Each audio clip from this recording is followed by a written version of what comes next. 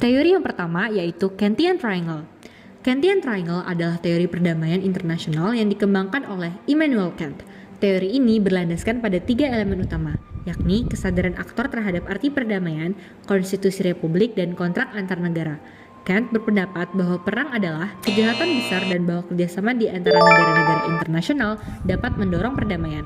Teori ini masuk ke dalam ranah behavioralis karena berfokus pada kerjasama, demokrasi, interdependensi, dan institusi internasional. Contoh kasus yang mengilustrasikan teori Kantian Triangle adalah perdamaian di Uni Eropa, di mana negara-negara menganut sistem demokrasi, memiliki ketergantungan ekonomi yang mengurangi konflik, dan institusi regional seperti Uni Eropa berperan dalam menjaga perdamaian. Dengan demikian, teori ini dapat menciptakan stabilitas di kawasan Eropa. Selanjutnya, teori yang kedua, yaitu Security Dilemma. Security Dilemma adalah teori yang menjelaskan bahwa tindakan negara untuk meningkatkan keamanannya bisa dianggap sebagai ancaman oleh negara lain dan memicu respons agresif. Teori ini didasarkan pada konteks Perang Dunia Kedua dan Perang Dingin, serta atas perspektif realisme, di mana negara bersaing untuk kekuatan. Oleh karena itu, Security Dilemma masuk ke dalam tradisionalis.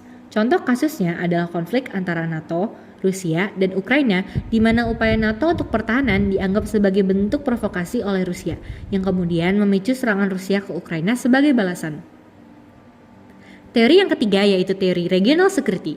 Teori regional security adalah konsep yang dikembangkan oleh Kenneth Waltz.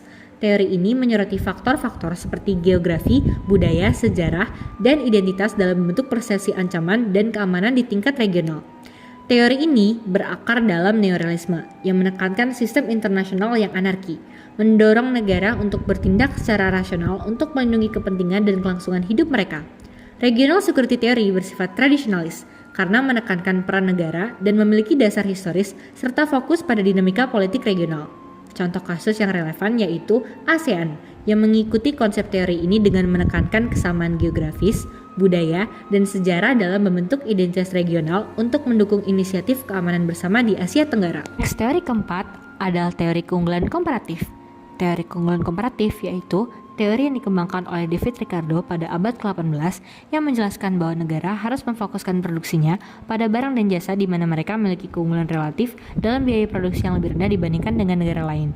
Ini merupakan respons terhadap kebingungan negara-negara di dunia mengenai manfaat perdagangan internasional dan apa yang harus menjadi prioritas produksi mereka. Sebagai contoh, pekerja Indonesia sering dipekerjakan di Malaysia karena gaji mereka lebih rendah, tetapi masih lebih besar jika dihitung dalam mata uang Indonesia. Teori ini lebih cenderung termasuk dalam pendekatan behaviораlis karena berfokus pada formulasi generalisasi mengenai prioritas produksi negara. Selanjutnya, teori kelima yaitu spillover effect. Spillover effect adalah teori David McCraney yang menyatakan bahwa dinamika ekonomi di suatu daerah bisa memengaruhi daerah tetangganya melalui efek limpahan. Teori ini berkembang pada pertengahan abad ke-20 sebagai respons terhadap perubahan hubungan internasional pasca Perang Dunia II, terkait erat dengan kompleks interdependence yang menyoroti hubungan negara-negara di luar keamanan militer. Spillover effect cenderung menimbulkan dampak negatif lebih banyak daripada dampak positif. Contoh kasusnya adalah Perang Dagang Tiongkok-Amerika Serikat pada tahun 2018 yang memengaruhi perekonomian di seluruh dunia, terutama di Asia. The last but not least yaitu game theory. Game theory adalah teori yang dikembangkan oleh John van Neumann untuk menganalisis interaksi antar pengambil keputusan yang rasional.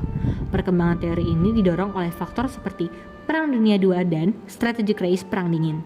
Teori ini berfokus pada cara negara bertindak dalam hubungan internasional dengan tujuan mempertahankan kelangsungan hidup mereka sendiri.